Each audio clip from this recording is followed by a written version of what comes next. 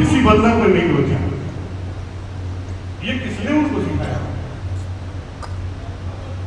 जब किसी जीव में,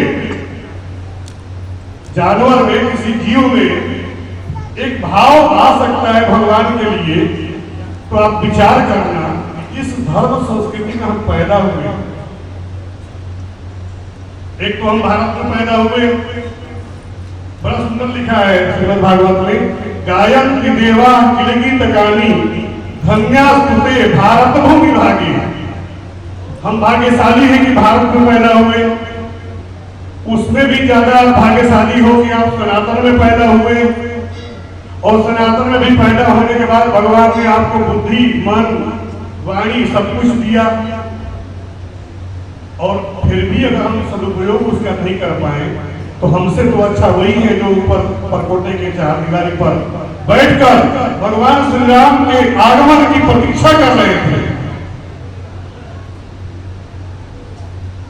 यह परम आवश्यक है कि हमारे जो पूर्वजों ने परंपरा बनाई, हमारे गुरुओं ने जो परंपरा बनाई, हमारे ऋषि ने जो परंपरा बनाई, अगर हम उसकी रक्षा करेंगे तो अगली जो हमारी पीढ़ी होगी वो हमारी बात मानेगी।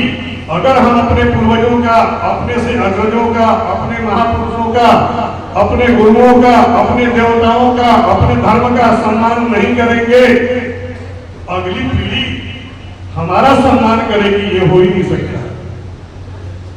एक छोटा सा उदाहरण देकर मैं अपनी वाणी को विराम दूंगा। एक सेठ जी थे, सेठ जी ने बहुत धन कमाया और अंतिम समय आया, गला अवरुद्ध हो गया। अंतिम समय जब आता है तो संस्कृत में ऐसा लिखा है, कंठा भुरभुराए थे। जब व्यक्ति का अंतिम समय आता है तो गला अवरुद्ध हो जाता है। सेठ जी का गला अवरुद्ध हो गया, अंतिम समय आया और सेठ जी बेड पर लेटे हुए हैं। सामने क्या देखा? सामने देखा एक झाड़ू पड़ा हुआ था। लड़के आए सेठ जी के पास, 3 बेटे थे, तो एक बेटा आया सेठ जी के पास, कहा पिताजी की अंतिम अवस्था है, शायद जिंदगी में जो इन्होंने कमाया है, सोने चांदी वगैरह जो इकट्ठा किया है, हमें बता देंगे किसको दिया है, कहाँ रखा है। वो आया पूछने के लिए। जब पिताजी के पास आया तो गला अवरुद्ध था, वो बोल नहीं सकते थे, तो हाथ से इशारा किया।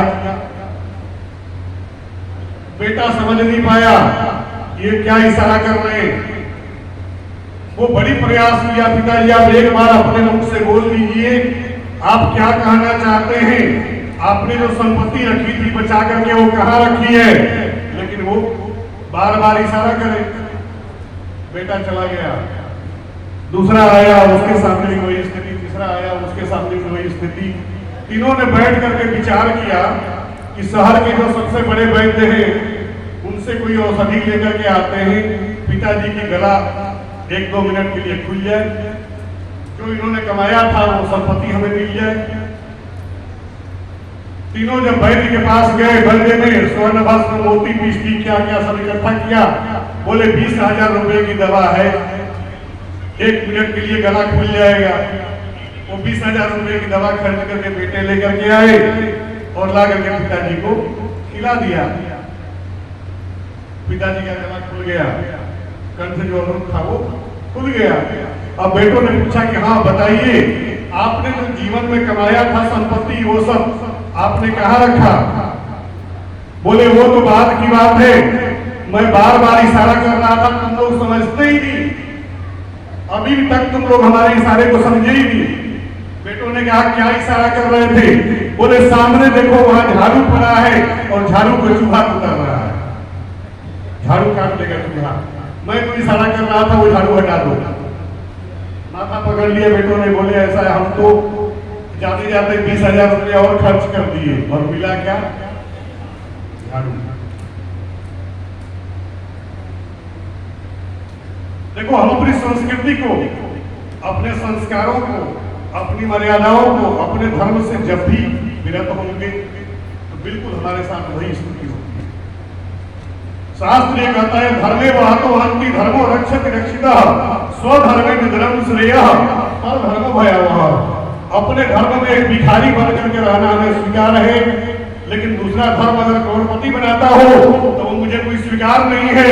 स्वधर्मे न श्रेय और धर्मो भयावह और धर्मे वहन महंती धर्मो रक्षित रक्षिता। स्वामी जी एक बार वहां गोली चली थी श्री राम जन्मभूमि के कार सेवकों के ऊपर,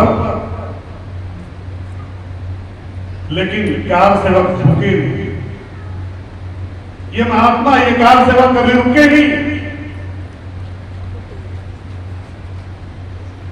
क्योंकि किसी ने बड़ा सुंदर लिखा है इस पर, संत और जो धर्म प्रेमी है वो इतने कट्टर होते हैं कि वो अपने आप को भी न्यौछावर कर देते हैं इस मार्ग पर। किसी कवि ने बड़ा सुंदर लिखा है कि ये नजरें जब घूमती है, ये नजरें जब घूमती है नजारे बदल जाते हैं, हवा की रूख जब बहती है तो किनारे बदल जाते हैं।